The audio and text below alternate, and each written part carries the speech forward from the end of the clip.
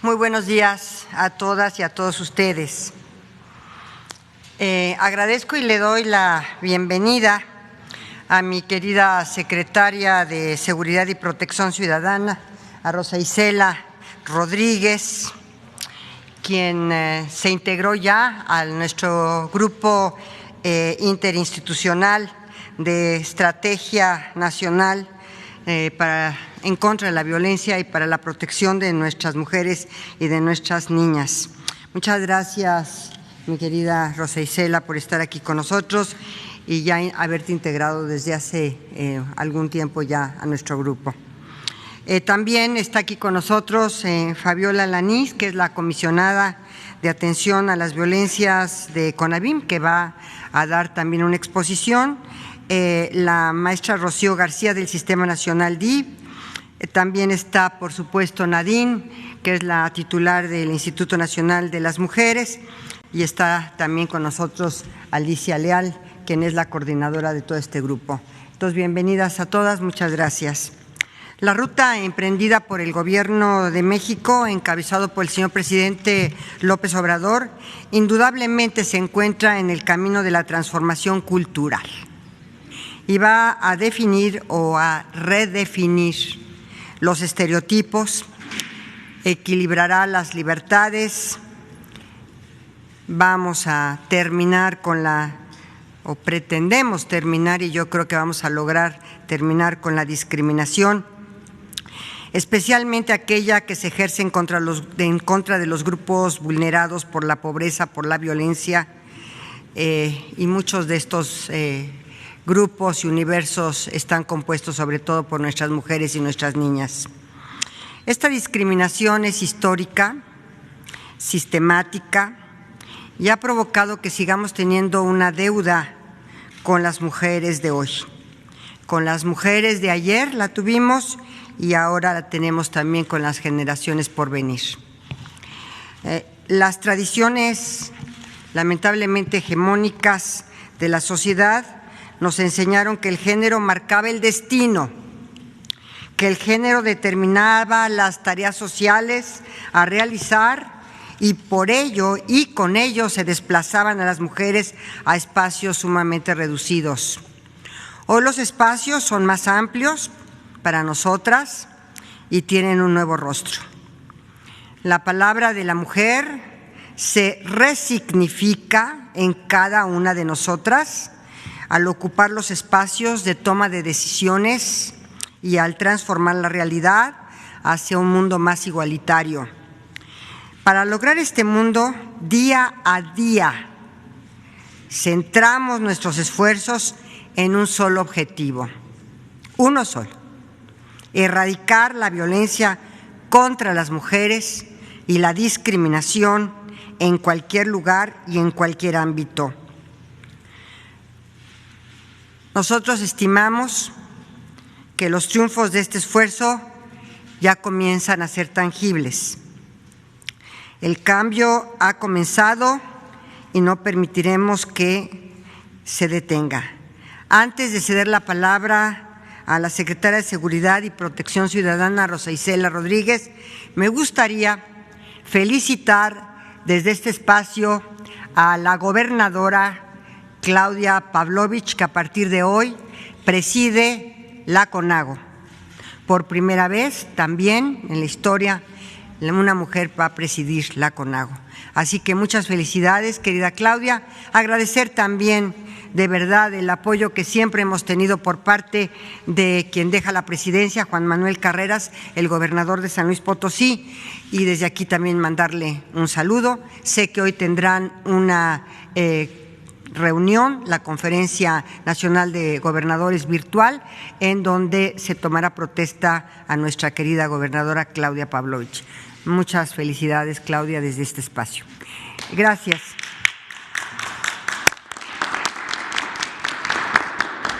Sin más, le doy la palabra, le cedo la palabra a nuestra querida secretaria. Gracias.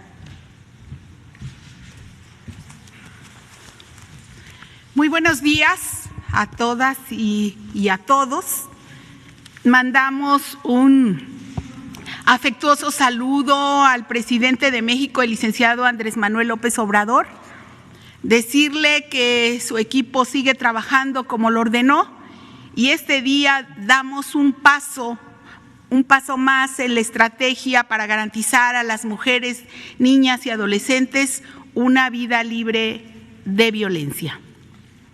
Saludo con mucho gusto a mis compañeras, a la secretaria de Gobernación, la doctora Olga Sánchez Cordero, a Nadine Gassman, a la licenciada María del Rocío García Pérez, a Fabiola, a todas las compañeras que el día de hoy estamos aquí en este informe mensual, a los representantes de los medios de comunicación que nos acompañan, muchas gracias.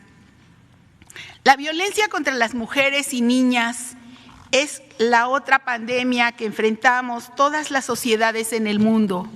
En días pasados informamos las cifras relacionadas a los delitos contra las mujeres, el inicio de las carpetas de investigación y, en términos generales, la contención y disminución de la incidencia delictiva en el país. Asumimos el compromiso de llevar al más alto nivel de la agenda de Estado la seguridad de las mujeres y niñas para que vivan plenas, seguras, libres de violencia y con acceso a la justicia. Desde la Secretaría de Seguridad y Protección Ciudadana nos sumamos al trabajo coordinado por la Secretaría de Gobernación con todas las capacidades de la Guardia Nacional, del Secretariado Ejecutivo del Sistema Nacional de Seguridad Pública, del Centro de Información, del Centro de Inteligencia, de la Plataforma México, de las policías cibernéticas y policía científica, de la Unidad de Prevención de Violencia y el Delito, de la Coordinación Nacional Antisecuestro, del 911 y, por supuesto, de las coordinaciones estatales y regionales para la paz. Para lograr que las mujeres tengan una vida libre de violencia, tenemos contempladas en la Secretaría las siguientes acciones inmediatas. Garantizar en las 32 mesas estatales y en las 266 coordinaciones regionales para la construcción de la paz, la presencia y la participación del Instituto de las Mujeres, de las Comisiones Nacionales de Atención a la Violencia, de búsqueda y de víctimas en su caso, y las instancias locales en la materia o de derechos humanos, las cuales abordarán el tema cada semana. A más tardar el 1 de marzo habremos concluido esta tarea. Trabajar juntas nos permitirá incidir en el seguimiento de denuncias de violencias de género para evitar la impunidad. 2. Conformar un cuerpo especializado, integrado por mujeres, que coadyuve con las fiscalías estatales en la investigación y seguimiento en los casos de feminicidio. 3. Instalar en la Secretaría de Seguridad y Protección Ciudadana un gabinete de mujeres por la construcción de paz y continuar con la capacitación a los policías y la realización de diagnósticos más precisos, priorizando los estados con mayor incidencia de delitos contra las mujeres y los municipios con alertas de género. 4. Se continuará con la implementación del Modelo Nacional de Policía y Justicia Cívica para fortalecer las capacidades de los primeros respondientes en materia de violencia de género. Fortaleceremos su profesionalización para la apropiación del conocimiento y vigilaremos la correcta aplicación de los protocolos de actuación. 5. Fomentaremos el uso de las tecnologías de la información para crear herramientas que fortalezcan la búsqueda de las mujeres y niñas desaparecidas en el territorio mexicano. Finalmente, señalar que tenemos muy claro que si el presidente de México decidió que una mujer encabece la construcción de la paz y coordine al Gabinete de Seguridad, es para sumarnos de manera decidida en la atención a la violencia contra las mujeres. Para atender hay que entender, para defender hay que actuar, tomar decisiones firmes, hacer lo que sea necesario para avanzar en la lucha colectiva de las mujeres. Construir la paz en México exige justicia para las mujeres. Hago un llamado a los gobernadores, a los presidentes municipales, a las presidentas, a las alcaldesas, a los órganos de prevención y procuración de justicia, a sumarse a este esfuerzo para restablecer la paz y la tranquilidad que merecen las niñas, mujeres de nuestro país. Queremos mujeres vivas, libres y autónomas, porque es nuestra responsabilidad garantizarlo y nuestro derecho. Muchas gracias por su atención, muchas gracias que nos permiten servirles y muchas gracias que nos permiten trabajar para ustedes.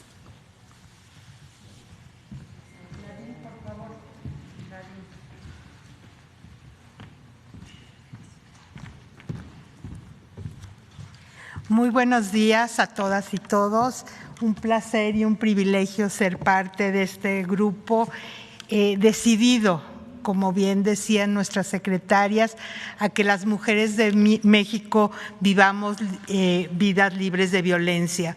Y para dar seguimiento y informar sobre los avances que hemos tenido en estas áreas que nos habla la secretaria Rosa Isela, poniendo la vida y seguridad de las mujeres como prioridad para nuestro gobierno, quiero compartirles en lo que hemos avanzado en relación a la implementación de la Agenda Estratégica para la Prevención, Atención y Sanción de la Violencia contra las Mujeres y Niñas a través de las mesas estatales y regionales de la construcción de paz. El objetivo de este trabajo que hemos estado haciendo de la mano, el GIEB, con los gobernadores, la gobernadora a la que felicitamos y la jefa de gobierno, es que en la estrategia nacional, como bien nos decía la secretaria, de paz y seguridad se incorpore el tema de la violencia contra las mujeres como un tema central para ser atendido. La idea es prevenir, tener acciones de prevención, tener acciones coordinadas de atención que pongan en el centro las necesidades de las mujeres y también actuar con acciones encaminadas a reducir el rezago judicial que sabemos que tenemos en el país y que tiene que ver con la impunidad que queremos erradicar. Hasta el momento tenemos 24 mesas estatales de paz y seguridad que han incorporado la agenda estratégica. Como bien dijo la secretaria, tenemos un compromiso de estar en todos los estados en los próximos días y estamos trabajando también a nivel de las mesas regionales para llevar esta agenda y actuar de manera coordinada a nivel estatal y a nivel municipal. Una segunda área, la siguiente, por favor, que quisiera informarles, ya yo he hablado de esto en otros momentos, un trabajo que hemos hecho de la mano con el Secretariado Ejecutivo de Seguridad Nacional, es la estrategia de mujeres constructoras de paz, que involucra de una manera decidida a redes de mujeres a nivel local para reconstruir el tejido social, fomentar el diálogo comunitario y el diálogo de la comunidad con las autoridades municipales con el objetivo de prevenir la violencia contra las mujeres.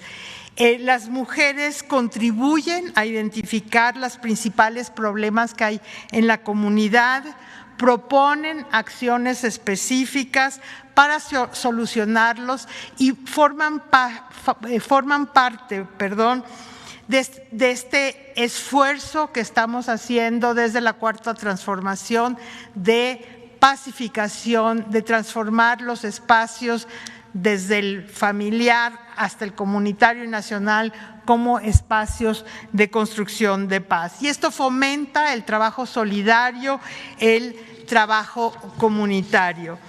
El año pasado, con apoyo de los fondos de Fortasec y FASP, se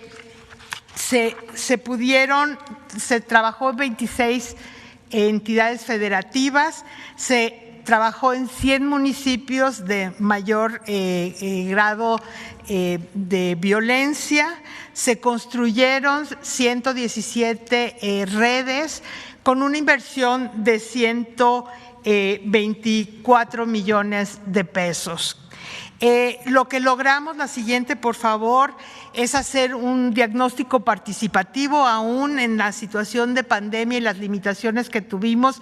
Las más de 110 redes que se formaron, trabajaron en sus comunidades, hicieron un diagnóstico, se capacitaron, trabajaron fortaleciendo las capacidades locales, hicieron un diálogo con los presidentes y las presidentas municipales, atendieron temas de prevención de violencia, se habló desde cuestiones de empoderamiento económico, masculinidades, etcétera, con una idea de la reconstrucción del tejido social. Esta es una propuesta que sigue y que se estará trabajando y profundizando en el 2021. La idea es que hemos hecho un llamado a través de la Secretaría Ejecutiva de Seguridad Nacional, la CONAVIM y nosotras, para que en el marco de la concertación que se está haciendo de los fondos FASP, donde se van a invertir recursos para el tema de seguridad nacional, el tema de la prevención de la violencia contra las mujeres sea una prioridad. Estamos seguras que va a ser muy bien recibido por los presidentes y presidentas municipales, así como por los gobernadoras y los responsables de la seguridad y de la impartición de justicia. Seguimos trabajando la construcción de la paz, el garantizarle a las mujeres de nuestro país, a las niñas, a las jóvenes, vidas libres de violencia. Es una prioridad del Gobierno de México y estamos empeñadas en trabajar en ello. Muchísimas gracias. Gracias, Nadine.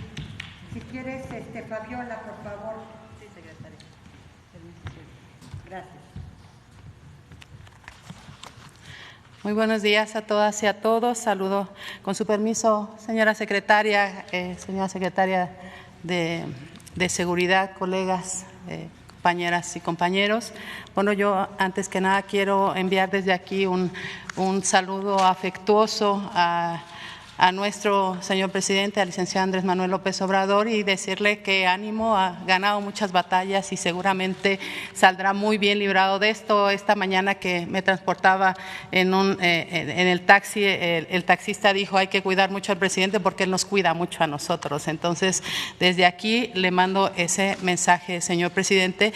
Y bueno, agradecer la oportunidad y decir que efectivamente, como lo ha planteado la señora secretaria, en el marco, digamos, del trabajo que se realiza en el Grupo Interinstitucional para la Atención a la Violencia en este país, por primera vez encabezado por la Secretaria de Gobernación y con la participación de un número importante de secretarías, se está abordando todo este fenómeno de la violencia, porque, como sabemos, no depende de una sola institución ni de una sola acción de gobierno el combate, la atención, prevención, sanción y erradicación de las violencias que ocurren todos los días en contra de las mujeres.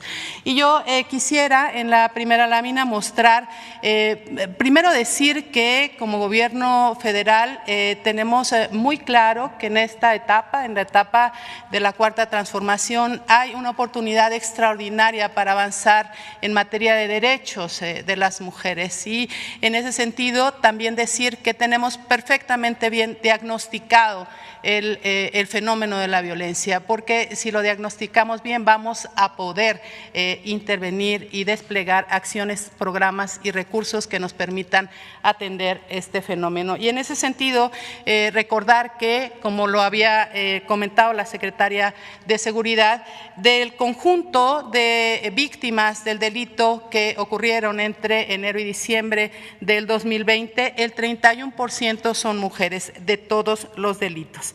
Cada hora se reciben 7 denuncias por lesiones dolosas de mujeres, lo que equivale a la apertura al inicio de una investigación mediante carpetas de investigación de 158 casos. En 2020 hubo la apertura de 57.495 carpetas de investigación por diferentes delitos ocurridos en contra de las mujeres. También señalar, y aquí es importante decirlo, que nos encontramos en una etapa de contención de las muertes violentas de mujeres. Como ustedes pueden observar en esta gráfica, hubo en el 2016 un incremento del 47.2% del delito de feminicidio respecto al año anterior. En el 2017 fue de 22.6% el incremento, en el 2018 de 20.4%, en el 2019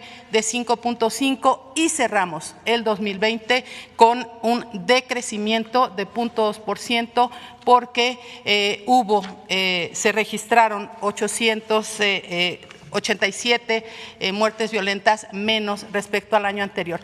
Aquí quiero señalar que cada caso, cada muerte violenta de una mujer nos emplaza, nos obliga a trabajar y a reforzar las acciones desde el gobierno del Estado, desde el gobierno federal. En esto la Secretaría de Gobernación ha puesto mucho hincapié y nos ha instruido a no escatimar recursos y esfuerzos de coordinación para atender así fuera un solo caso.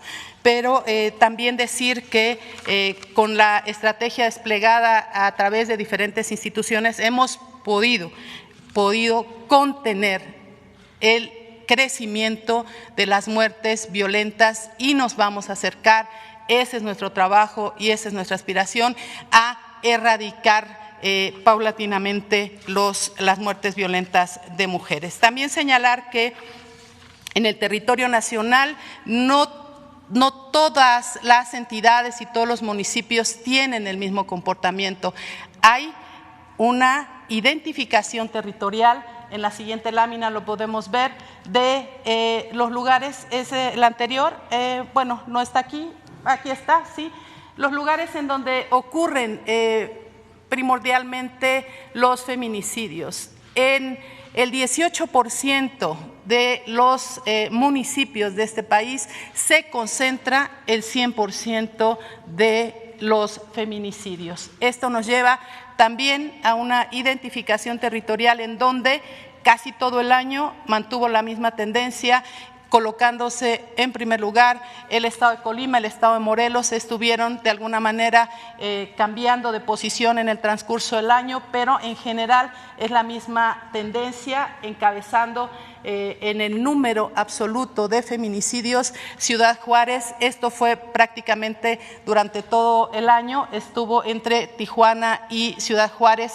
el número mayor de feminicidios por municipio. Entonces, bueno, a partir de ahí decir que diagnosticado el fenómeno y reconociendo, digamos, la complejidad que tiene y las causas que son múltiples de estas violencias, hemos decidido intervenir desde la Comisión Nacional para la Prevención y Erradicación de la Violencia y como parte de la estrategia del GIEP en una acción coordinada con las fiscalías, que es la siguiente lámina. Bueno, también quería de manera muy rápida, si me permite, secretaria, señalar que de repente hay cierta confusión respecto a lo que significa un feminicidio y vale la pena señalarlo porque han transcurrido muchas décadas para que las organizaciones, los colectivos, la sociedad en general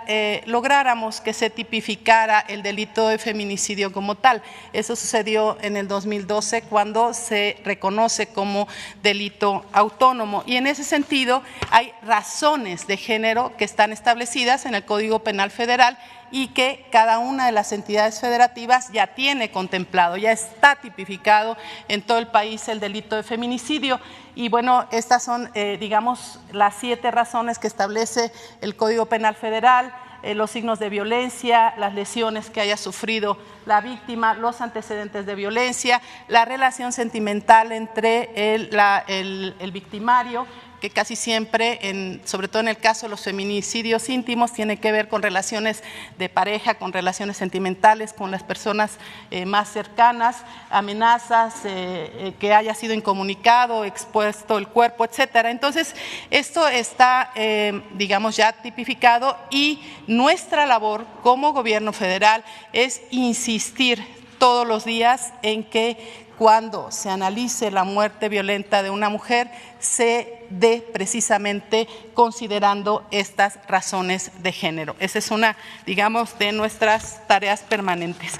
Y bueno, yo quisiera finalizar diciendo que por instrucciones de la señora secretaria y del subsecretario Alejandro Encinas, nos hemos trazado para el 2021 una ruta que nos permita la prevención de los feminicidios. No queremos llegar a tiempo, queremos llegar antes de que ocurra un delito, queremos llegar para evitar este tipo de delitos que ocurren en contra de las mujeres y las niñas. Para eso trabajamos todos los días de la mano de las fiscalías generales, de las fiscalías especializadas. Aquí, señora secretaria, yo quisiera hacer un reconocimiento a los fiscales, a las fiscales que han tenido una actitud, digamos, de apertura y de, digamos, de intención de coordinación permanente. Por ejemplo, con el señor fiscal de Puebla mantenemos reuniones permanentes. Cada semana nos reunimos con él en reuniones que él mismo encabeza. Acabamos de analizar 5 casos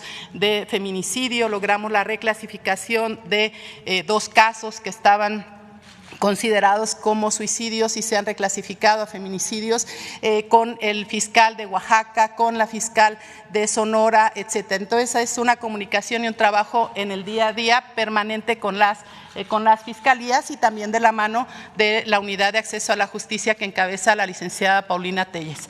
Entonces, bueno, como CONAVIM nos hemos propuesto en este 2021 reforzar este trabajo de prevención de los feminicidios y un tema que es central también, garantizar y promover el acceso a la justicia para las mujeres en los delitos de violación simple equiparada, de feminicidio, de homicidio doloso y de todos aquellos delitos que ocurren en contra de las mujeres. Nuestro universo de atención son en mujeres víctimas de lesiones dolosas, la atención, la identificación, la canalización de 57,400 mujeres, la identificación de 3,236 mujeres que sabemos que han acudido a hacer una denuncia porque fueron víctimas de algún delito que atenta contra su seguridad y su integridad, y en algunos casos estos delitos son, digamos, registrados como tentativa de feminicidio. Entonces, si nosotros logramos identificar, acompañar, canalizar, atender a esas mujeres,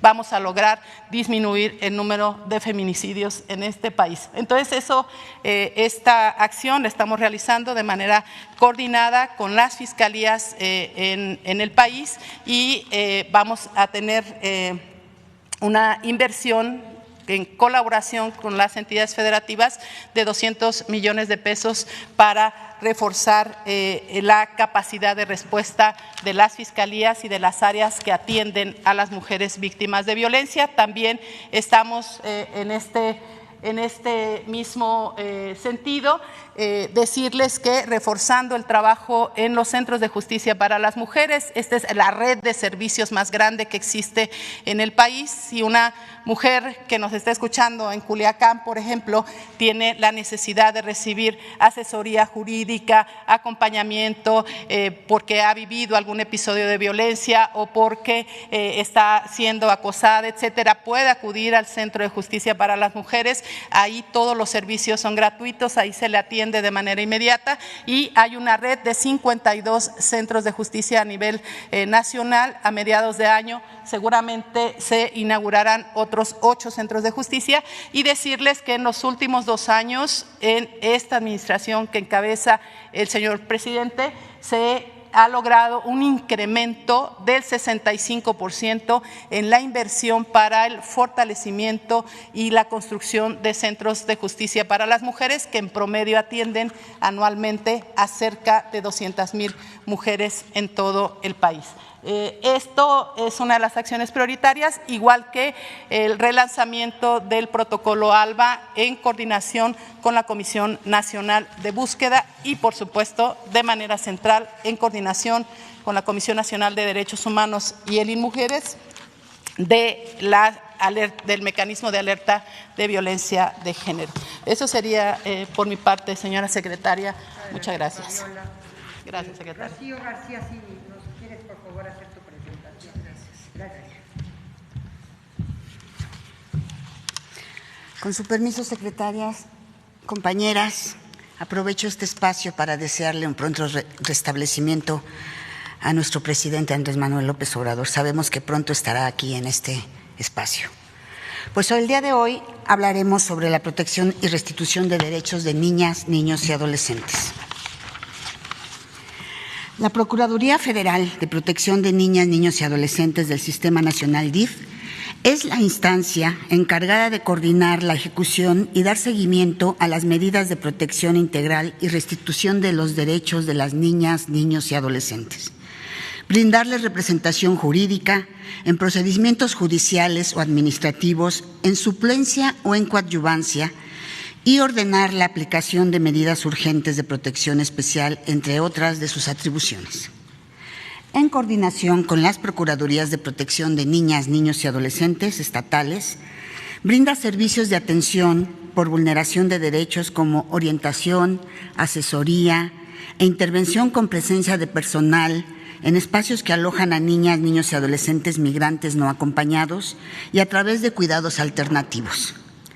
Participa de manera directa y a través de sus similares en todo el país en la elaboración, integración, desarrollo y revisión de instrumentos normativos para apoyar la labor de las y los trabajadores del propio DIF nacional, así como de las madres y padres de familia, cuidadoras y cuidadores, entre los que destaca el Protocolo de Atención Integral para Niñas, Niños y Adolescentes víctimas de delito y en condiciones de vulnerabilidad. Colabora en la Estrategia Nacional para la Prevención del Acoso Escolar y otros tipos de violencia en la temática de acoso escolar, con la Suprema Corte de Justicia de la Nación en la actualización del protocolo de actuación para quienes imparten justicia a niñas, niños y adolescentes, y con la Guardia Nacional en la elaboración de un protocolo para la prevención de la pornografía infantil. La siguiente, por favor. En cuanto a la coordinación interinstitucional bajo el mando de la Secretaría de Gobernación, el DIF nacional participa activamente en el grupo que integra la Estrategia Nacional para la Prevención y Atención de la Violencia en contra de Mujeres, Niñas, Niños y Adolescentes, la cual contempla, entre otras acciones, el uso del Sistema de Atención Telefónica para Emergencias 911, a fin de atender de manera oportuna y eficiente las llamadas de auxilio, de manera directa con los sistemas DIF y las Procuradurías de Protección de Niñas, Niños y Adolescentes de todo el país.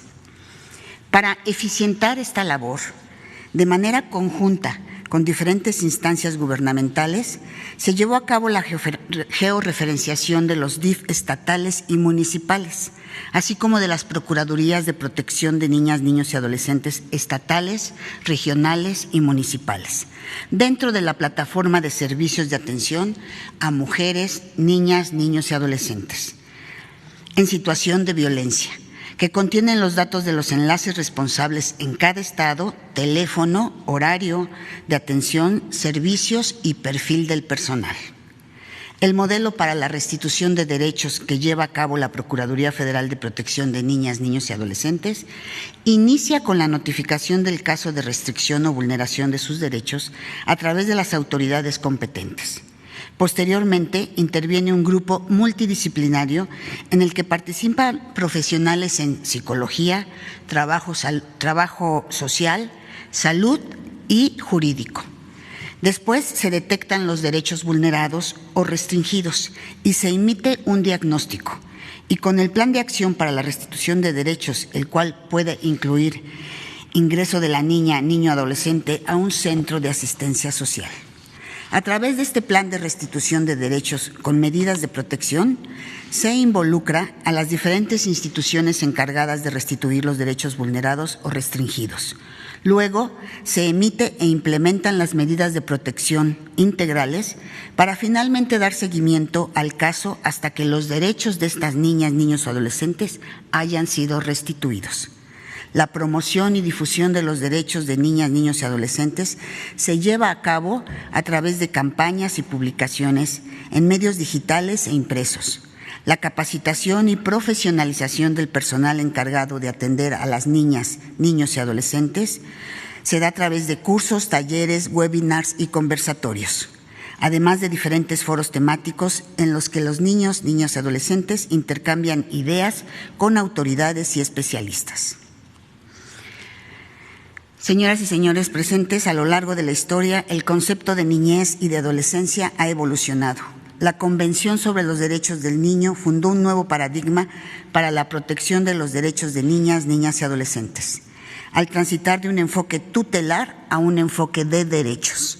Por ello, es necesario garantizar su protección inmediata ante cualquier forma de violencia a través del trabajo coordinado entre los 3 órdenes de gobierno y bajo el principio del interés superior de la niñez, contemplado en la Convención sobre los Derechos de los Niños.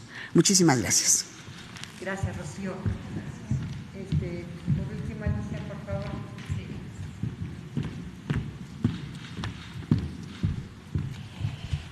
Buenos días a todas y a todos. Con su permiso, señoras secretarias, compañeras.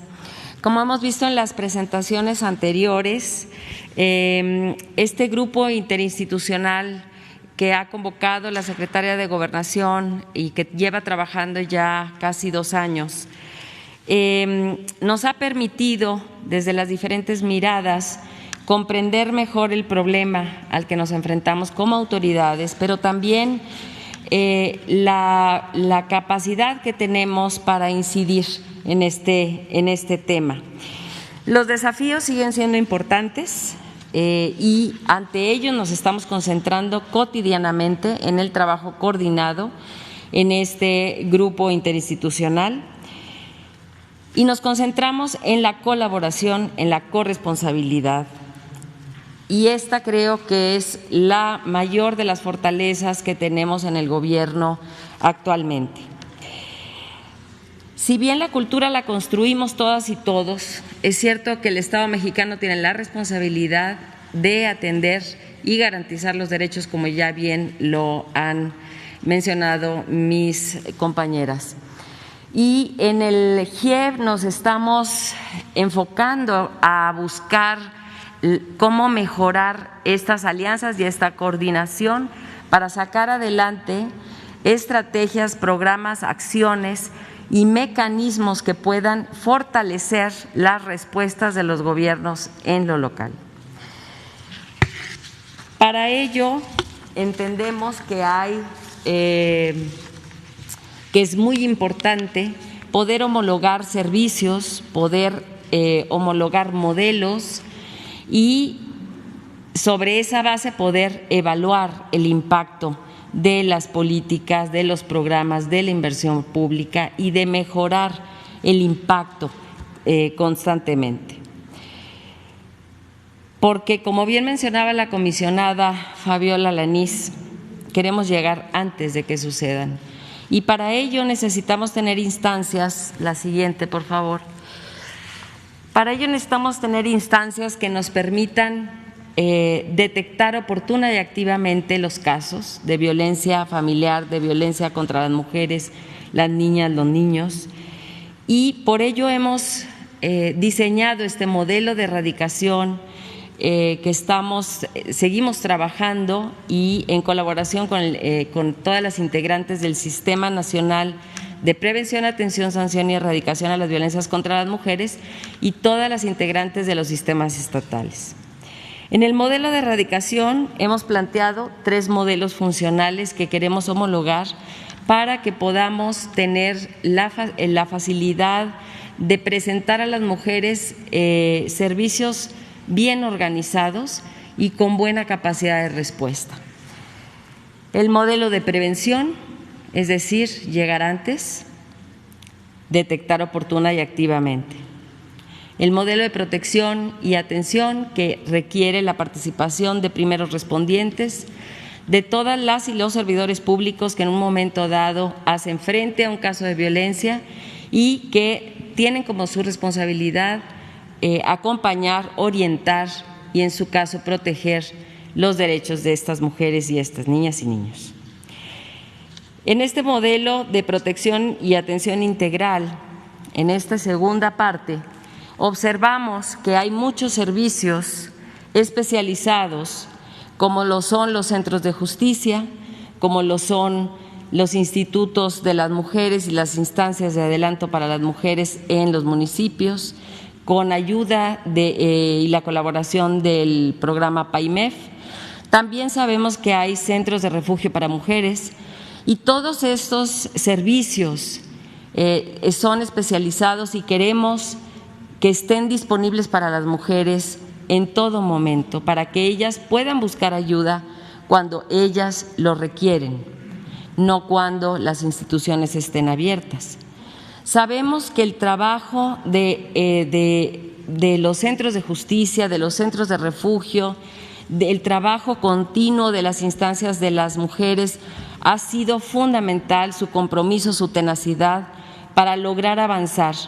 Y el análisis que hacemos es que queremos fortalecer estas capacidades y este compromiso y aprovechar sus experiencias y su voluntad para que puedan tener mayor capacidad de respuesta. No solo para los primeros respondientes, como puede ser la policía o el sector salud en un momento dado, sino para que las mismas mujeres puedan llegar directamente a estos servicios. El modelo de justicia y el modelo de acceso a la justicia y sanción también se está trabajando para encontrar la forma de garantizar la defensoría de estos derechos para las mujeres.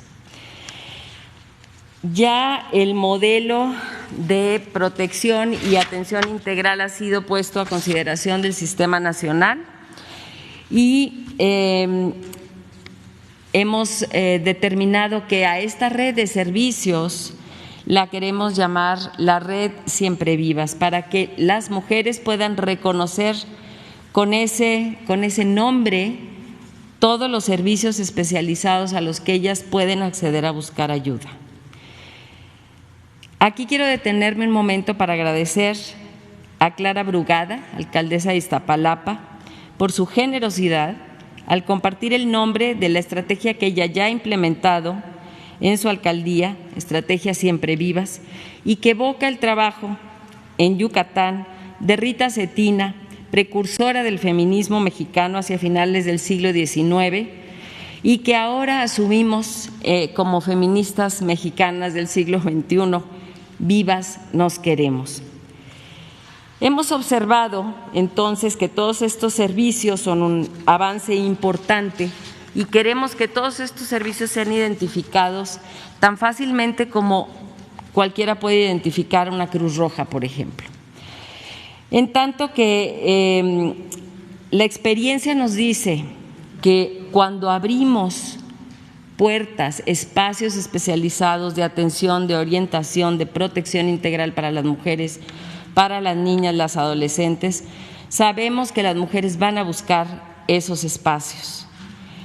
Con ello, lo que buscamos es que se incrementen las cifras de las mujeres que buscan ayuda y al mismo tiempo buscamos que decrezca la incidencia de feminicidios. ¿Por qué? Porque queremos llegar antes. Debemos, por tanto, esperar que las cifras de mujeres que busquen ayuda, no necesariamente que pongan una denuncia, sino que busquen estos servicios esenciales de salud integral, de protección, de atención psicosocial, de resguardo si fuera necesario, que estén disponibles 24/7, cerca, sin intermediarios, ellas puedan acercarse a estos espacios. Y, por lo tanto, sí queremos con esto decir que estamos totalmente comprometidas en el diseño.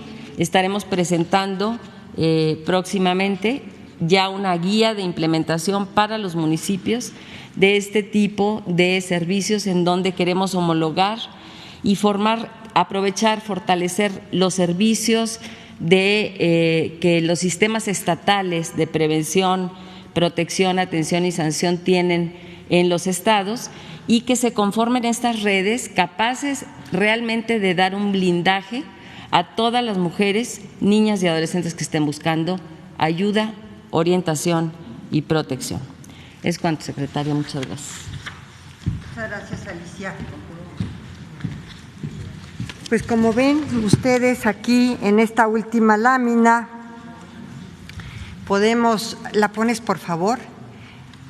Queremos que, así como dijo Alicia Leal ahorita, que tengamos un símbolo, una frase como la Cruz Roja. Claro, la Cruz Roja tiene muchísimos años y todo, pero queremos que las mujeres identifiquen siempre vivas, que le agradecemos a Clara Brugada que hablamos con ella para que también pudiéramos utilizar esta red que ella tiene en su alcaldía y le agregamos siempre libres, siempre iguales. Esta será, digamos, la distinción para que las mujeres inmediatamente en morado, para que inmediatamente las mujeres acudan a estos servicios esenciales. Y yo creo que, nada más para comentarles alguna anécdota personal, porque hoy sí podemos decir que tenemos logros alcanzados. Desde luego se lo debemos a las feministas que durante, ya hablábamos del siglo XIX aquí en México, durante, yo diría, siglos, décadas, han estado luchando y continúan luchando en contra de la violencia y por la igualdad y la no discriminación. Y desde luego muchos de estos gobiernos se han sumado a esta lucha y la Cuarta Transformación es parte de ellos y desde luego desde aquí le mandamos un gran saludo al presidente y su pronta recuperación, pero reiteramos que la Cuarta Transformación es una transformación feminista. Y hoy tenemos un gabinete paritario porque yo quería comentarles esta anécdota personal. Cuando yo estuve en la Corte, estuve 21 años y tuve la oportunidad de tratar a 4 presidentes de la República. Y al preguntarle a alguno de ellos, oiga, señor presidente, ¿y cuándo habría espacio para las mujeres en su gobierno de manera paritaria? Y la respuesta no se hizo esperar. Por ahora no, ya será en otro momento, ya será con otro presidente. Así que esa fue su respuesta. Así que en este gobierno encabezado por el presidente Andrés Manuel López Obrador, pues ese momento ya llegó, ese presidente ya llegó y hoy la paridad en el gobierno es una realidad. De verdad, se dice fácil, pero no fue fácil. Bueno, hoy entramos a las preguntas y respuestas. A ver, aquí con nuestro compañero de la SSP y después tenemos ahorita a otros para intervenir. Gracias. Muy buenos días. Tu nombre, por favor. Muy buenos días, secretaria. CPR, sí. Miguel Arzate, del Sistema Público de Radiodifusión del Estado Mexicano, Canal 14. Preguntarle respecto a la estrategia que acaban de presentar. Preguntar el primer tema, si en esta estrategia de violencia contra la mujer se está contemplando el tema del aborto legal en México, si el GIEF está trabajando respecto a esto, si se está trabajando desde alguna de las secretarías en este tema. Esa sería la primera pregunta, secretaria, por favor. Bueno, miren, yo creo que ustedes saben siempre cómo he pensado desde hace muchísimos años, muchísimos años, y desde luego no he cambiado mi posición, pero como el presidente lo ha dicho, esto lo van a decidir las mujeres y sus representantes en los congresos locales, porque ellas tendrán finalmente que tomar la última palabra. Mi posición la conocen, no tengo por qué decir que he cambiado, al contrario, la he estado sosteniendo durante toda mi vida, tengo 50 años sosteniéndola, pero desde luego las mujeres son las que decidirán, así lo ha instruido nuestro señor presidente y lo ha manifestado en diversas ocasiones. Gracias, Miguel. ¿Se está trabajando el tema en el GIEF? Hemos estado trabajando, sí, en muchísimas cuestiones, sobre todo en la materia de salud. Por ejemplo, te puedo decir que la Secretaría de Salud, y tenemos una gran aliada ahí que es Carlita, tiene un apellido que me cuesta mucho trabajo, pero le mando un saludo desde aquí. Verde Chelvis. Bueno, ella es una mujer muy comprometida, sobre todo en el tema de la prevención de embarazos, que también estamos trabajando con la CONAPO, porque lo más importante, mi querido Miguel, es trabajar en la prevención de los embarazos, en atender a las mujeres y a las niñas, sobre todo a las adolescentes, con métodos anticonceptivos, con pastillas del día siguiente, con las relaciones con los condones, en fin, proporcionar estos instrumentos de prevención, porque más vale prevenir, en cierta forma es lo más importante. Y por otra parte también decirte que, por ejemplo, con esta Carla hemos también avanzado mucho en contra de la violencia obstétrica, que es otro de los grandes temas, y esta violencia obstétrica en todo lo que puede ser atendido ya, y con CONAPO, con el Consejo Nacional de Población. ¿El GIEF se estará acercando a las legisladoras y legisladores cuando se discuta el tema? El GIEF estará pendiente de las discusiones y serán las mujeres las que decidan. Gracias, secretaria. Y un segundo tema, sí. Preguntarle si con esta situación de confinamiento que se está viviendo en estos momentos por la pandemia, ¿ha aumentado la violencia contra niñas y niños dentro de los hogares, como algunos expertos lo han confirmado? Si nos pudiera hablar acerca de la violencia infantil respecto a este escenario de confinamiento que estamos viviendo. Pues desde luego el hecho de que y quiero ser muy precisos, el Gobierno de México ha decidido el autoconfinamiento, la responsabilidad de las personas para cuidarse. No hay toque de queda, ni hay tampoco medidas restrictivas a la libertad de las personas. Esto ha quedado clarísimo, es un autoconfinamiento. Por supuesto que el autoconfinamiento tensa las relaciones dentro del hogar. Esto es lógico, obvio, todos tenemos también estas situaciones y obviamente los niños, sobre todo esta población que es sumamente vulnerable en relación a esta violencia y desde luego las mujeres. Pero si alguien de mis compañeras quisiera decir, por ejemplo, Rocío del DIF, con muchísimo gusto darías esta respuesta, por favor. Muchas gracias, secretaria. Con mucho gusto. Lo que les quiero comentar es que nosotros, a través del Sistema Nacional DIF y de la Procuraduría, hacemos un llamado, de hecho, sí sabemos que esto está sucediendo, por supuesto, pero hacemos un llamado para decirles a las niñas, niños y adolescentes que están en sus casas que no están solos, que pueden llamar al 911, que estamos pendientes, que hay una Procuraduría que defiende sus derechos y es el derecho a vivir sin violencia. Así que sí, hemos hecho webinars, hemos hecho muchos avisos por internet, por Facebook, por Twitter. Tenemos teléfonos a donde se pueden dirigir, que se los mandaríamos más tarde, no lo tengo en este momento, pero la Procuraduría asistiría inmediatamente a cualquier llamado en cualquier parte del país. Hay procuradurías en todos los estados y estamos coordinados para que en cuanto haya un aviso, pueden ser llamadas anónimas. Puede ser el vecino, no solo el niño, puede ser un familiar, puede ser cualquier persona, y aunque sea anónima nosotros vamos, porque vamos a cualquier llamado de auxilio. Muchas gracias. ¿Sabemos en qué porcentaje aumentó la violencia contra los niños y niñas? No tengo ese dato en este momento, pero con mucho gusto se los haríamos llegar. Gracias. Gracias, Miguel. Yo creo que sí se tensan las relaciones cuando hay un autoconfinamiento necesariamente. O sea, esto es algo que se da.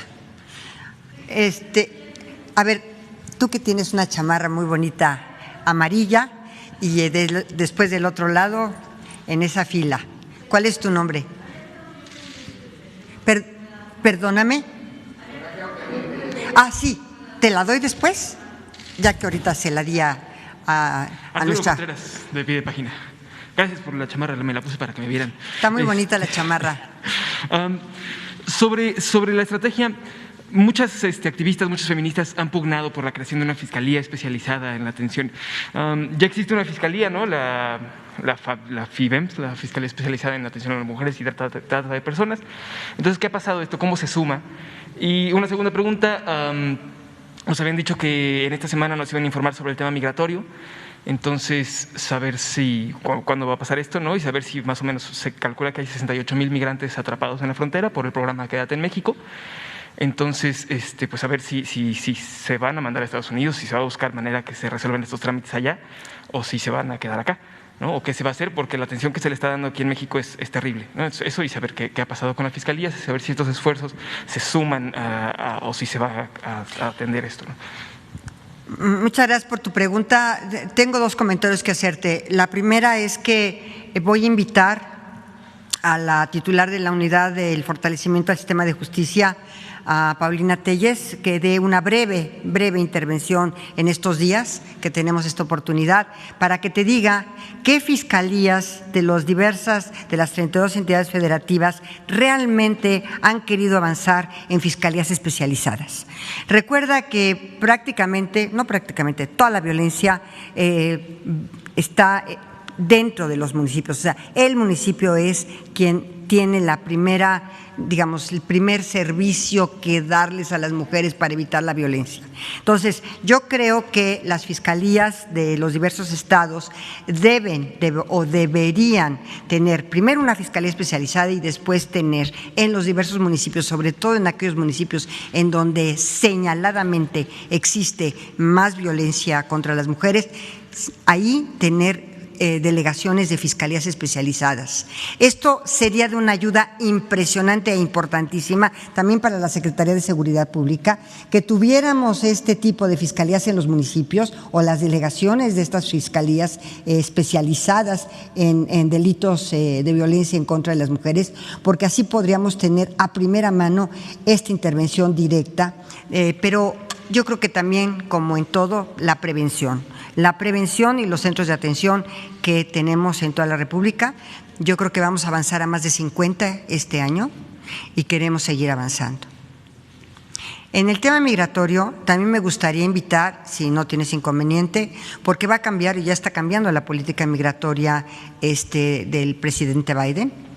Me gustaría invitar al comisionado, a Francisco Garduño, a que también tuviera una breve intervención sobre qué está pasando y qué está aconteciendo con nuestra nueva política migratoria que ya planteó y que además ha firmado ya varias órdenes ejecutivas el presidente Biden respecto a un cambio importante en la conducción de la política migratoria en Estados Unidos. Por ejemplo, la protección de los Dreamers, por ejemplo, erradicar ya Remain in México o Remain en otros países, y desde luego también la posibilidad de que desde sus países de origen puedan solicitar asilo. En fin, hay un cambio en la política migratoria de los Estados Unidos porque, como todos sabemos, básicamente nuestro flujo migratorio es tránsito hacia los Estados Unidos.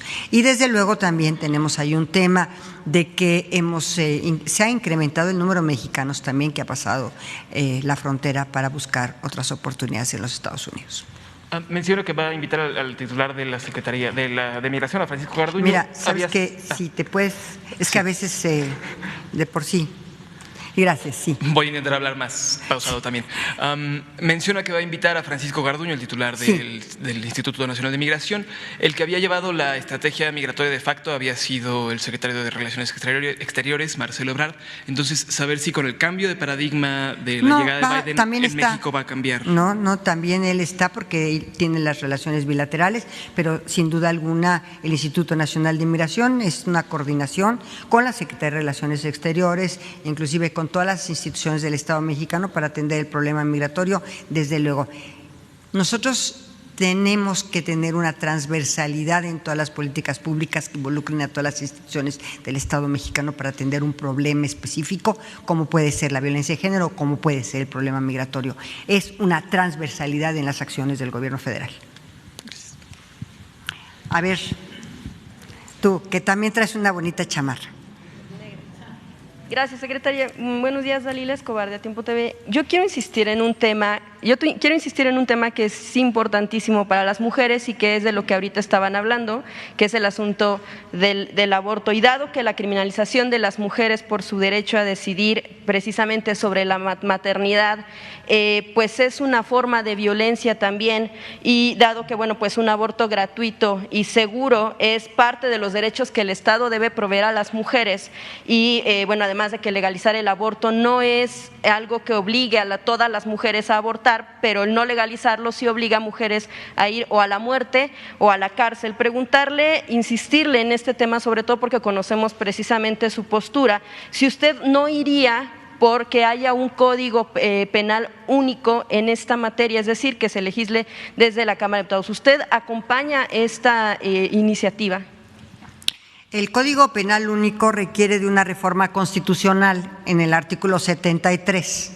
Entonces, ojalá caminemos hacia un Código Penal único, como ya tenemos un Código Nacional de Procedimientos Penales, como ya también estamos por en las diversas cámaras a empujar y presentar y promover un Código Nacional de Procedimientos Civiles, y desde luego tendríamos que también ir hacia hacia un Código Nacional penal, ya no penal federal, sino nacional, un Código Penal único.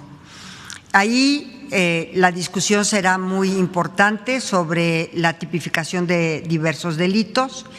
El delito concretamente que tú señalas sobre la posibilidad de que no se penalice, es decir, que no se lleve a la cárcel a las mujeres, que no se les sujete un proceso penal, pues estará en manos, por supuesto, de los legisladores el hecho que ellos consideren, una vez reformado el artículo 73 constitucional y con la posibilidad de que se legisle por el Congreso de la Unión, ahí las discusiones y obviamente el diálogo entre las diversas fuerzas políticas, entre las diversas maneras de pensar, pues será sumamente importante y muy interesante observar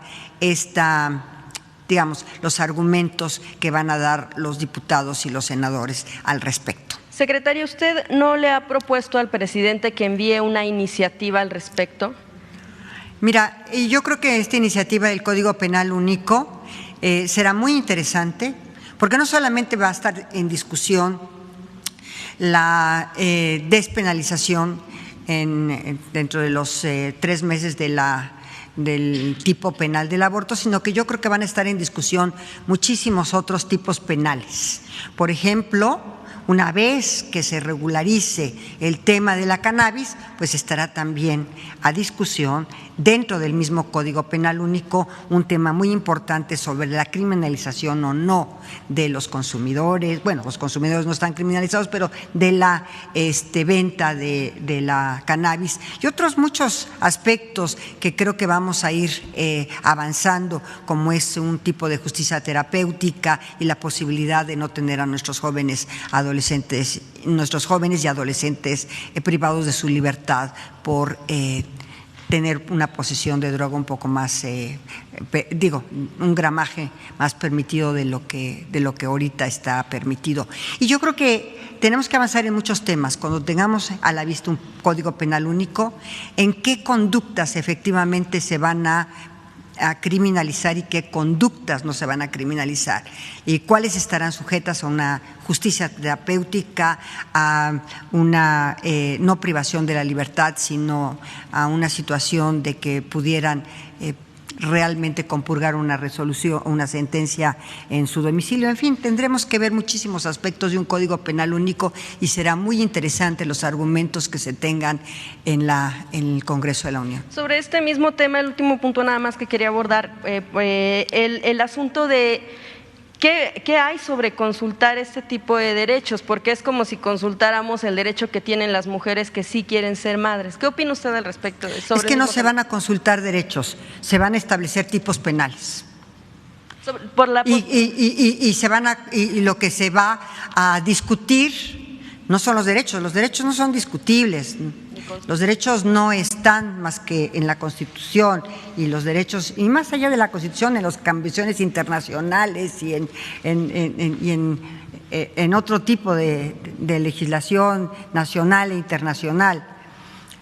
No, lo que se va a discutir son los tipos penales, la tipología penal y la criminalización o no de una conducta.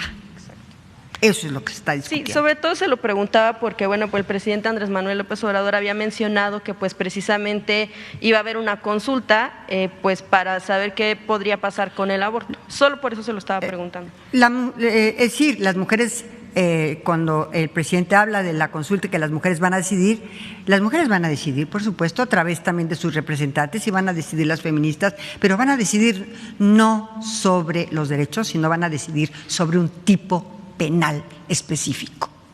Okay. Y ya nada más en otro tema, es un segundo tema nada más, el asunto de lo que está sucediendo, secretaria, con los 19 cuerpos calcinados que se encontraron en Tamaulipas, saber si tiene el informe de si son migrantes, bueno, qué información tiene al respecto, porque bueno, incluso ya también el representante, la Oficina de Alto Comisionado de Naciones Unidas para los Derechos Humanos en México lo está comparando con lo que sucedió en San Fernando hace ya algunos años. Por ningún motivo es igual que lo que sucedió en San Fernando.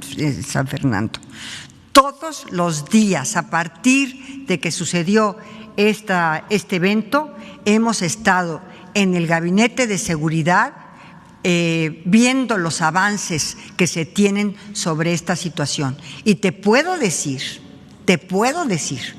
con mucha seguridad que se ha avanzado y que se ha avanzado muchísimo, que tenemos mucha información, aquí está la secretaria de Seguridad y Protección Ciudadana, no sé si quiera decir algo sobre esto, pero que tenemos mucha información y si me permites, no dártela en este momento, porque tú sabes perfectamente que estas investigaciones tienen que llevarse a cabo en la mayor de las secrecías, pero sí te aseguro algo, no es un San Fernando. ¿Por qué? Porque estamos avanzando en la investigación de manera contundente.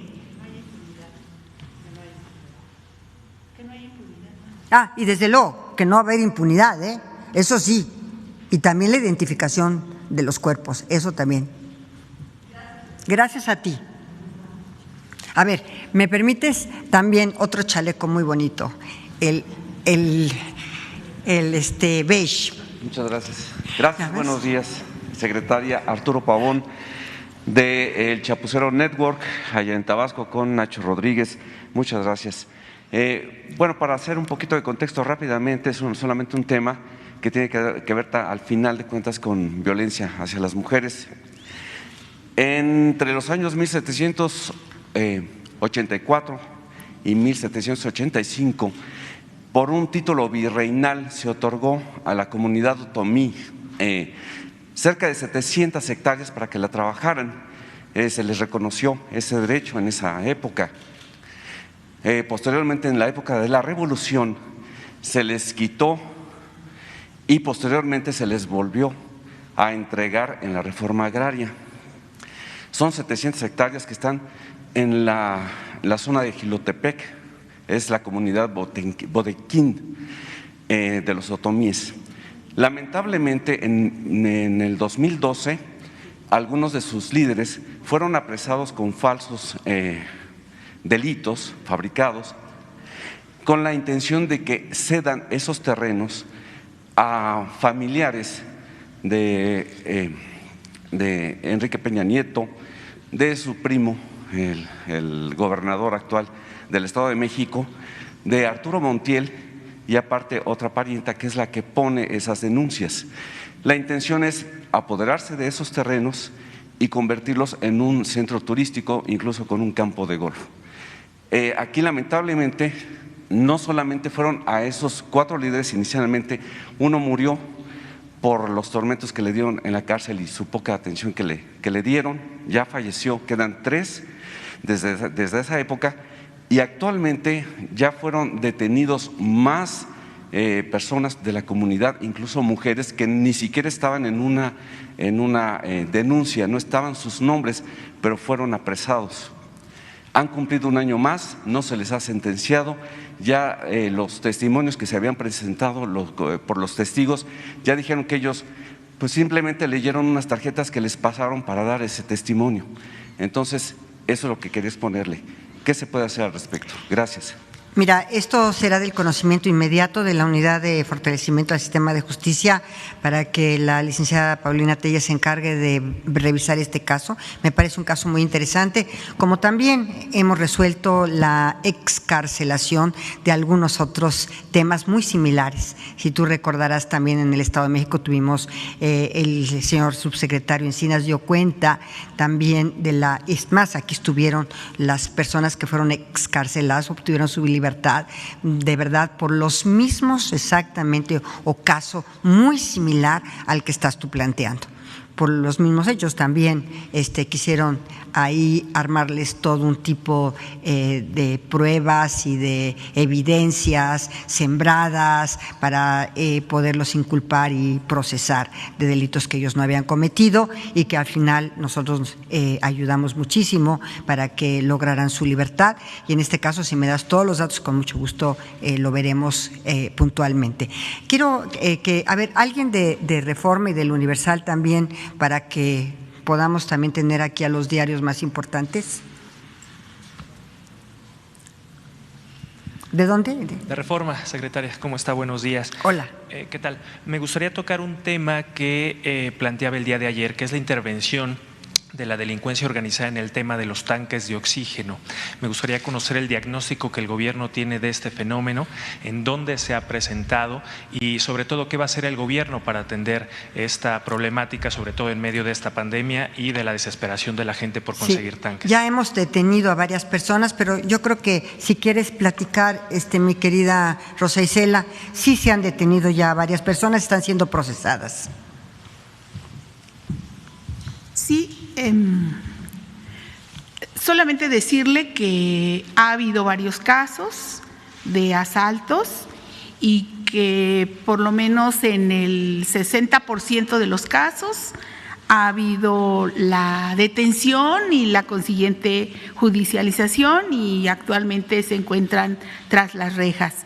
Me parece que podría la Secretaría en un rato más hacer algún informe al respecto, si la Secretaría de Gobernación así nos lo instruye, y podemos hacer el informe respectivo, porque efectivamente, no faltan algunos pillos que quieran precisamente pues actuar en un momento tan complicado, pero están las fiscalías estatales en los lugares donde ha ocurrido y la Guardia Nacional procediendo al respecto. Entonces, sí se han dado, pero sí hay una actuación de la autoridad. ¿Recuerden dónde se han dado estos casos? Les damos el reporte posteriormente, quiero ser muy puntual al respecto. ¿Habría acompañamiento o un operativo especial por parte de la Guardia Nacional en este tema? Cuando hubiera necesidad y si así lo piden, lo podríamos hacer. No es tampoco que se dé en todos los lugares, hay unos lugares específicos donde ha ocurrido. Para cerrar este tema, ¿qué tan grave es este fenómeno o qué tan extendido? No es tan grande, no es tan extendido hasta el momento. Por eso digo que han sido 3, 4 lugares en donde ha tenido este fenómeno, pero absolutamente, es como otros delitos que ocurren en el país y que cuando se atienden y se pone fin a la impunidad, pues dejan de ocurrir. Gracias. Secretaria, si me permite un segundo tema. Estados Unidos anunció como nuevas medidas para los viajeros internacionales que se apliquen pruebas PCR de COVID. Esto ya está generando cierta confusión o problemática en los aeropuertos que vuelan hacia Estados Unidos. Preguntarle qué hará el Gobierno de México ante esta situación, si valora la posibilidad de dialogar con el Gobierno de Estados Unidos para revisar esta medida y sobre todo qué hará en los aeropuertos para que los pasajeros no tengan, digamos, tantos problemas. Sí, con mucho gusto. Miren, sé que el señor canciller, Marcelo Ebrard, está en un diálogo permanente con las autoridades norteamericanas para revisar este tema de la prueba PCR, pero también quisiera decirles que ya en México, en los aeropuertos, se están tomando medidas, digamos, para poder inclusive, hasta donde yo tengo entendido, practicar este tipo de pruebas. Ayer hablé con Miguel Torruco y con el ingeniero Arganis, para ver esto de los aeropuertos, pero desde luego sí te puedo decir que hay un diálogo permanente del Gobierno de México a través del canciller Marcelo Ebrard con los norteamericanos para ver el tipo de situación, los requisitos para poder volar a los Estados Unidos.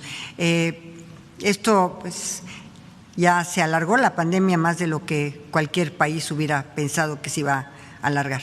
Ayer se anunciaba la instalación de módulos para aplicación de estas pruebas en el aeropuerto capitalino. ¿Se replicaría esta medida en otros aeropuertos que vuelen a Estados Unidos? Sí, efectivamente, es lo que me informaron. Inclusive ayer hablé largamente con Miguel Torruco, que es el secretario de Turismo, precisamente porque afecta en gran parte al turismo tanto que va a los Estados Unidos como al turismo que nosotros recibimos aquí en la Ciudad de México y en los otros aeropuertos internacionales que tenemos en el país. Y sobre este tema, secretaria, ¿valora el Gobierno de México aplicar la misma medida para los pasajeros internacionales? Se le ha preguntado anteriormente al subsecretario Gatell y ha dicho que no, pero ante esta, digamos, restricción del Gobierno de Estados Unidos y también de España, ¿se valora esta posibilidad por parte del Gobierno de México? Mira, yo creo que este es un tema que corresponde a dos secretarías muy claramente, a la Secretaría de Relaciones Exteriores y a la Secretaría de Salud y también a la Secretaría de Turismo, pero básicamente a la Secretaría de Salud y desde luego a la Secretaría de Comunicaciones y Transportes, porque finalmente son las instalaciones de los aeropuertos. Entonces estarán seguramente dando una información mucho más precisa de lo que yo pudiera darte en este momento. Y solamente por último, Presidenta, cuestionarle sobre el estado de salud del presidente. Ya ayer se daba un reporte sobre el estado de salud. Sin embargo, conocer si en estas últimas horas sigue estable, sigue de la misma manera y atendiéndose en Palacio. El presidente está estable, está bien, pero desde luego el vocero oficial para dar a conocer el tema de salud del presidente es el doctor Alcocer y el doctor Hugo López-Gatell. Gracias. Adelante y después hasta allá la chica de… Secretarias, buenos días, buenos días. Tiene que ver con mi pregunta, con una investigación que solicitó el presidente de México que se realizara en torno a un contrato multimillonario de 370 millones de pesos en la alcaldía de Cancún a una empresa que pues inventaron ahí una emergencia sanitaria. Y mientras se está realizando esta investigación, pues ya hay un juez federal, ya falló en contra, también echó atrás este contrato multimillonario en esta alcaldía. ¿Qué opinión le merece si se está combatiendo en ese sentido ahí la corrupción? Se llama Red Ambiental y está ligada a un político, Jorge Emilio González, el Niño Verde, y también en esa alcaldía hay abiertas por lo menos media docena de investigaciones en su contra por presunto desvío de recursos, lavado de dinero, y a ver si es posible que el titular de la Unidad de Inteligencia Financiera pudiera venir aquí a decirnos el estatus de estas investigaciones, sobre todo para despejar sospechas debido a que Santiago Nieto, el primo hermano de él, es el secretario técnico de esta alcaldía, poco para precisamente pues despejar estas dudas de que no haya contubernio. Secretaria, si me puede dar razón. Lo que tengo conocimiento de los hechos, sin embargo, bueno, pues tendríamos que darle oportunidad a los funcionarios que llevan estos asuntos de que vinieran a informar puntualmente. ¿Tú tienes alguna información? ¿No? Yo solamente a través de la prensa tengo esta información. Y el segundo tema, mi segunda pregunta tiene que ver con mujeres. Ustedes saben que el 80% de las trabajadoras del sindicato de Notimex pues han vivido en la intemperie, han vivido mucha violencia, han sufrido pues toda esta pandemia en casas de acampar. No se soluciona el conflicto todavía, la huelga. El presidente dijo que apenas se recuperara el vocero de COVID, estarían en posibilidad de reunirse también con las trabajadoras sindicalizadas. ¿Qué nos pueden decir? Si hay esa disposición a través de Jesús Ramírez Cuevas de que se encuentren también, así como con San Juana Martínez, con las trabajadoras sindicalizadas, con la secretaria de ese sindicato.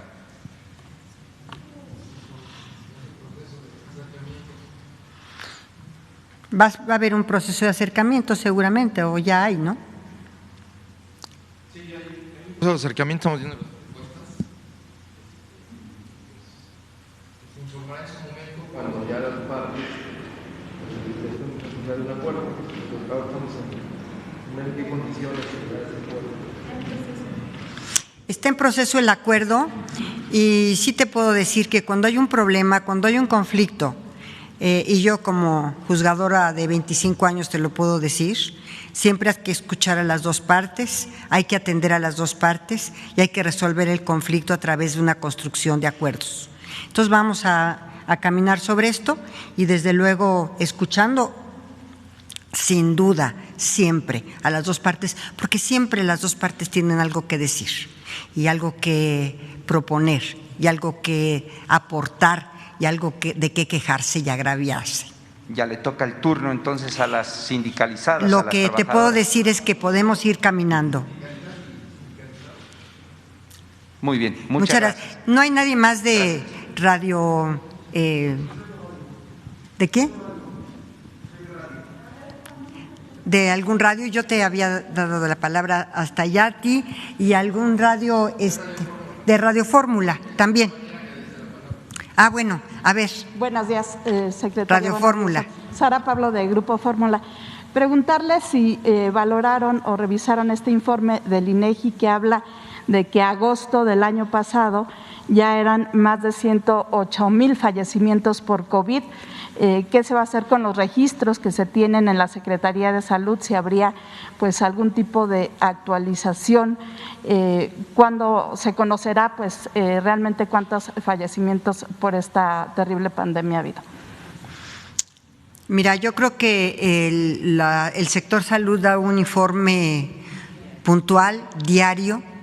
El día de ayer estuvieron prácticamente casi toda la mañanera dando la información sobre el número de contagios, el número de fallecimientos, cómo están las estadísticas, las curvas de cada uno de los estados de la República, qué estados tienen oferta hospitalaria, qué estados tienen ya poca oferta hospitalaria, qué estados están teniendo mayor número de contagios.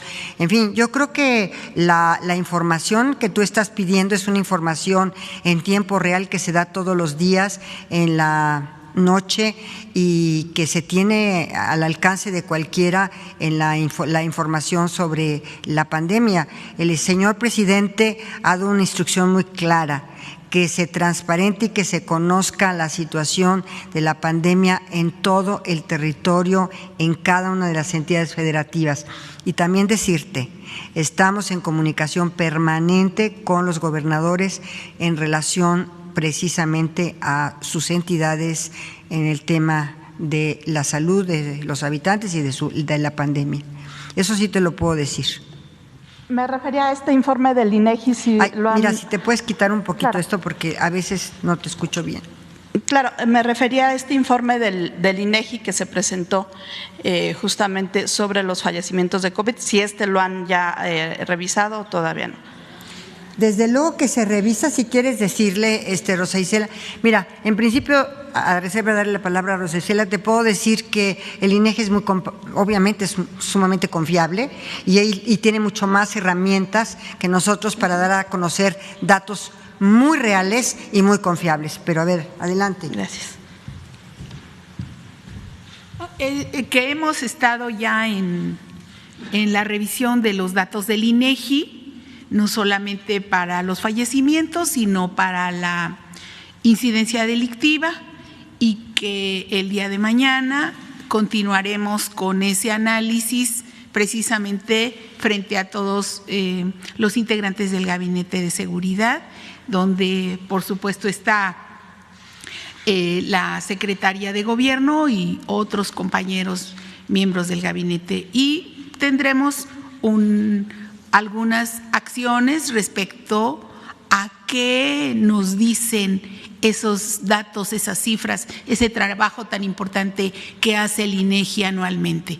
De lo que hemos llevado, por fortuna que han sido cifras positivas. Entonces vamos a seguir en el análisis de esos datos con mucho gusto y les damos la opinión posterior.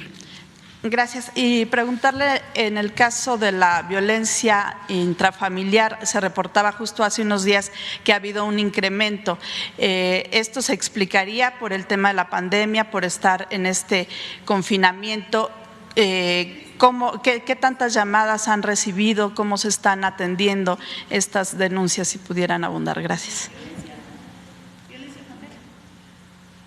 Están atendiendo en el 911 las llamadas y cómo acuden a los centros. Sí, es muy importante esta pregunta y nos da oportunidad de decir que desde el inicio de la pandemia la señora secretaria instruyó que se reforzara el trabajo con el 911 del Centro Nacional de Información, que como ustedes saben está adscrito al Secretariado Ejecutivo del Sistema Nacional de Seguridad. Tuvimos un número importante de reuniones con las y los titulares de los C4 y C5 en el país y diseñamos esta estrategia que permitiera que las mujeres y las adolescentes que viven violencia pudieran hablar al 911, pero no solamente hablar al 911, sino también garantizar esta red de servicios esenciales para que a través del 911 pudieran canalizar a estas mujeres, sea a un refugio especializado, a una casa de tránsito, a una atención específica a través de los centros de justicia. Entonces, nosotras hemos sido enfáticas en señalar la importancia de romper el silencio y de que las mujeres se atrevan a denunciar. Eso ha favorecido, digamos, el incremento, digamos, del número también de llamadas, ¿no? Por violencia intrafamiliar, que bueno, está considerada así, pero esta violencia recae sobre todo en las mujeres. ¿Qué tanto ha incrementado las llamadas? ¿En qué porcentaje? Las llamadas se incrementaron en alrededor del 5.4% promedio desde que inició el confinamiento y bueno, nosotros aspiramos a que cada vez más las mujeres se atrevan a pedir apoyo, ¿no?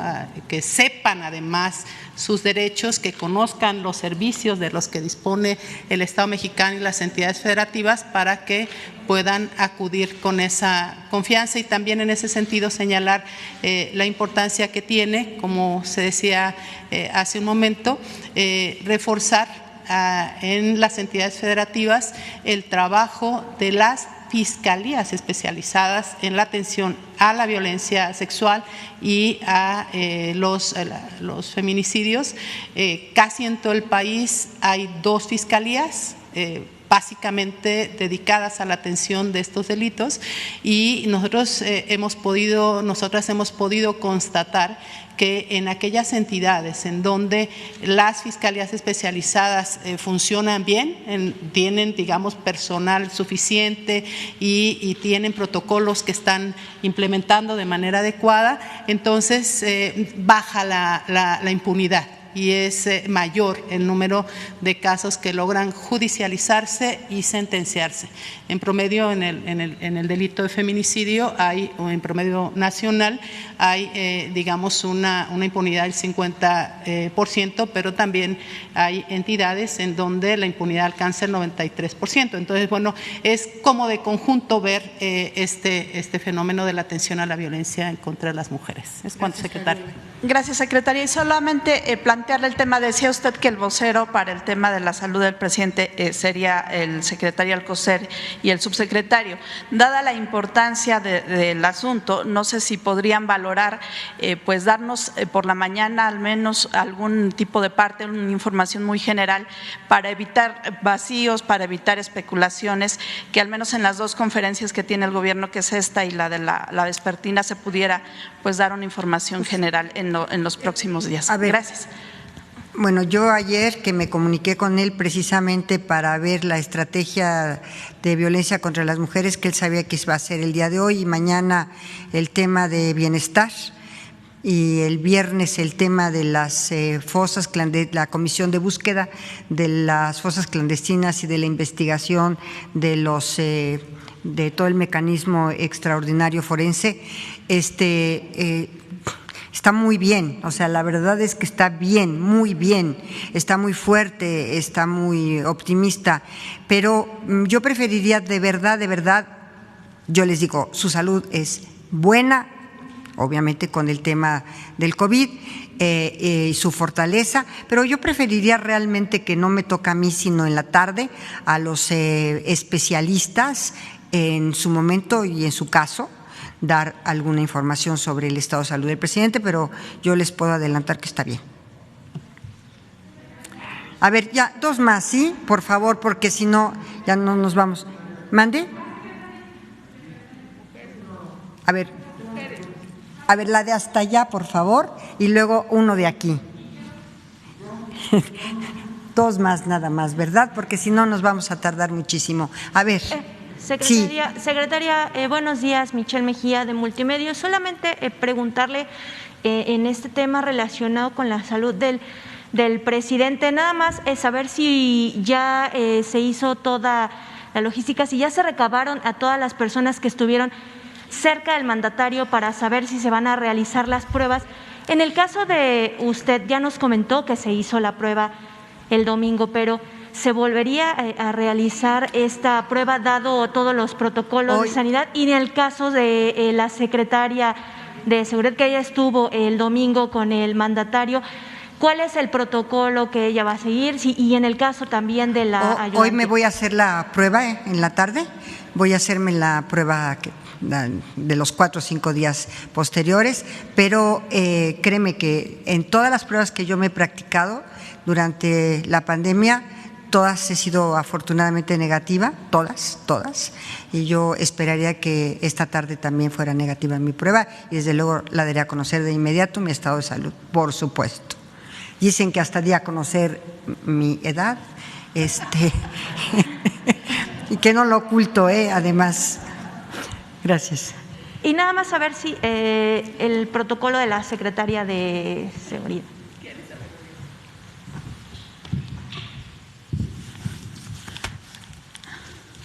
Muchas gracias. Desde el día domingo nos hicimos 2 pruebas, el equipo que nos acompaña.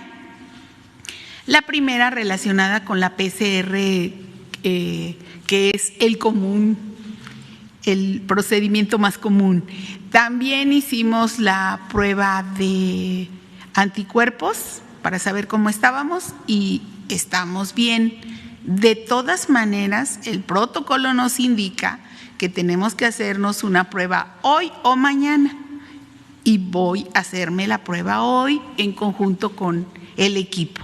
Estamos en constante monitoreo y siguiendo las normas, las reglas que nos dicta la Secretaría de Salud. Insistir en qué casos lo marca el protocolo, porque en algunos casos algunos funcionarios sí tuvieron que pues guardarse en casa y otros pues sí están continuando con sus actividades. Lo que pienso es también la cercanía, digamos, también de la prueba PCR y también de la opinión médica, ¿no? O sea, ¿qué te dice voy saliendo de un proceso de COVID, tengo una instrucción, no tengo un proceso de COVID, pues es diferente.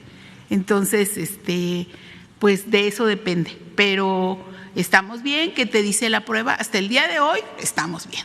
En la tarde, quién sabe, ¿no? Okay. Muchas gracias. Sí, mira, respecto de mí, porque ha habido tantas especulaciones que más vale aclarar de una forma ya inmediata todo. Cuando yo recibí la llamada del señor presidente el domingo en la tarde, inmediatamente yo estaba todavía en Monterrey, tomé el vuelo para regresar a la Ciudad de México. En ese momento estaba yo prácticamente por tomar el vuelo y le llamé a mi hija y le dije que si podía estar el doctor que siempre nos ha estado atendiendo en las pruebas de COVID en la casa cuando llegara yo del aeropuerto.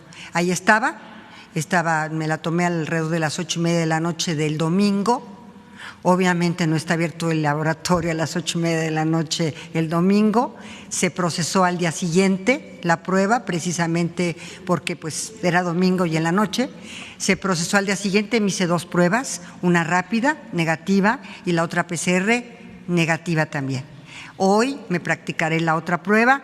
Estuve a una distancia muy razonable del presidente. El viernes que estuve ahí, básicamente estaba el presidente, la secretaria de Seguridad y Protección Ciudadana, y después estaba yo, y no volví a tener contacto con el presidente hasta, no volví a tomar el contacto con el presidente, inclusive ni el sábado ni el domingo. Entonces sí fue una distancia muy razonable con la que yo estuve de distancia del presidente y me hice las pruebas y hoy me haré la siguiente. Entonces, dijeron que por qué tenía la fecha del 25 y no del 24, porque fue domingo a las prácticamente 9 de la noche. Y preguntarle si en las reuniones que han tenido ustedes a las 6 de la mañana también se han abordado el tema del comportamiento del coronavirus, principalmente aquí en la zona metropolitana del Valle de México. ¿Cuál ha sido el comportamiento que ustedes han notado en estos últimos días? Mira, pues todo esto nos lo reporta el sector salud todos los días en el Gabinete de Seguridad, todos los días, a partir de que inició esta pandemia hace ya casi 11 meses. Y es lo mismo que se dice en la tarde. O sea, lo que nos informan en la mañana, en la reunión de seguridad a las 6 de la mañana, es exactamente lo que se dice en la tarde en la transparencia y en la rendición de cuentas de cómo está la situación de pandemia en nuestro país. ¿Les han informado si sigue en ascenso, si hay una disminución? ¿Qué es? Yo creo que está absolutamente contenido en este momento y en un ligero descenso, hasta donde tenemos conocimiento. Muchas gracias. Y ya para terminar, a ver, otro medio de comunicación, Jesús, el que está allá atrás.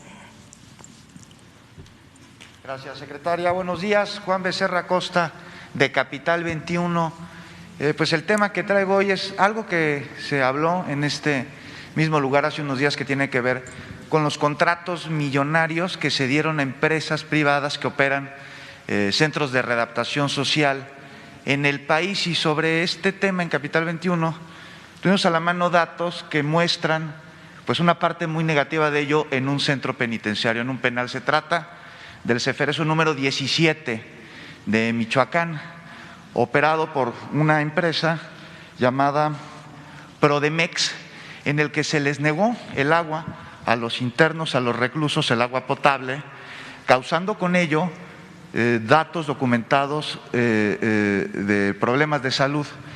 Entonces, el Instituto Federal de Defensoría Pública tomó este caso a solicitud, a queja de uno de los internos, y promovió amparos a nombre de este interno y de la población en general del centro penitenciario, y a través de estos amparos se logró que en noviembre pasado una jueza de ejecución ordenara la restitución de manera inmediata del suministro de agua en el penal. A la fecha no está claro si están recibiendo o no los internos el líquido vital, un derecho fundamental, universal. Por una parte se dice las autoridades del penal que sí se les está dando, pero el Instituto Federal de Defensoría Pública dice que no es así. Y aquí el problema es que pues parece que no se resuelve, parece que no se toma la responsabilidad, porque la autoridad del penal culpa a la empresa privada de incumplir un contrato que parece que no se está cumpliendo y que no se puede hacer cumplir. Entonces, pues sobre esto yo le pregunto de primera instancia qué puede hacer la Federación para resolver este problema y pues otorgarles el agua, este derecho a los internos que se les arrebató.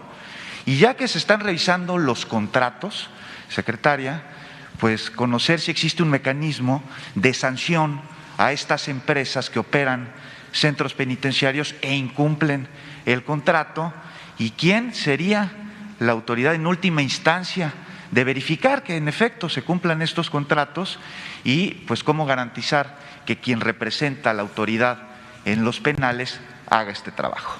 Sí, muchas gracias. En primer lugar, decirle que sí se revisó por parte de las autoridades de la propia Secretaría que encabezó este caso, esta denuncia que se hizo pública por parte de la Defensoría, y se encontraron algunas anomalías, efectivamente, como decía la denuncia, pero se solucionó, o sea, quedó solucionado el tema. Nosotros pedimos la intervención de la Comisión Nacional de Derechos Humanos, precisamente para que no hubiera ninguna duda. Imagínense que no se hubiera solucionado, tuviéramos algo peor. Entonces, lo que les hemos pedido a las autoridades penitenciarias es que reporten las anomalías que se encuentren y en lo que se pueda apoyar rápidamente para atender, como es nuestro deber, esta falta de líquido en algún penal que se pueda dar. Pero en segundo lugar, también decir que se han revisado los contratos a fondo. Aquí lo presentamos, nosotros teníamos pocos días de haber llegado, hicimos una revisión y se presentó un resumen. Seguimos en la atención de esos contratos y esperamos que en breve tiempo, no quiero decir cuándo porque no depende todo de nosotros, sino también de las empresas privadas, podamos dar un resultado muy consistente y muy sólido sobre qué cosa es lo que estamos haciendo en esas negociaciones. Tenemos buenas noticias con los que hemos estado negociando, así que el Estado, el Gobierno de México va a tener unos ahorros importantes. Estamos seguros que van a ser utilizados en atención de problemáticas como la que usted refiere. Entonces, prefiero no decir un adelanto, sino presentar un cuadro muy sólido y muy consistente con la información que resulte de estas negociaciones. Y aquí lo vamos a decir, y como fue la instrucción del presidente de la República, pues no queremos contratos onerosos para la hacienda pública y tampoco que sean gravosos para la propia Secretaría. Finalmente, secretaria, sí, justamente sobre esto que acaba de decir, sí, ¿existe la posibilidad y mecanismos para sancionar a estas empresas sí hay, en caso de que incumplan y tal vez rescindir estos contratos tan onerosos para el pueblo? Sí hay, obviamente, posibilidad de hacer unos, digamos, rescindir el contrato, pero también de hacer sanciones penales y sobre todo de tipo económico. Entonces, estamos poniendo atención en varios de ellos. Esperamos que no haya necesidad, que sea el diálogo y que sea la negociación el que nos ayude a tener un buen final, un buen resultado. Por supuesto que sí. Pues yo creo que hasta aquí lo dejamos. Muchas gracias por su atención. Ya se prolongó más de lo que hubiéramos querido la conferencia, pero creo que fue importante dar cuenta de lo que se ha hecho en este grupo interinstitucional en contra de la violencia. Muchas gracias a todos.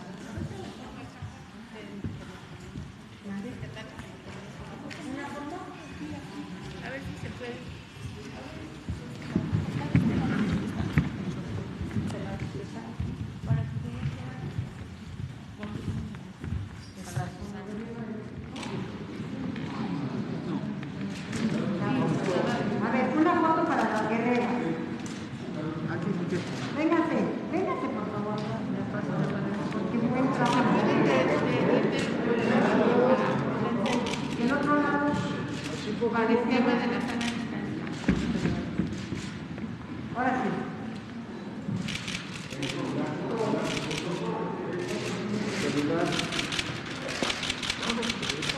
De verdad, muchas gracias. Gracias. Por su paciencia. Gracias. Jesús, gracias. Cuídense mucho. Hasta luego, gracias.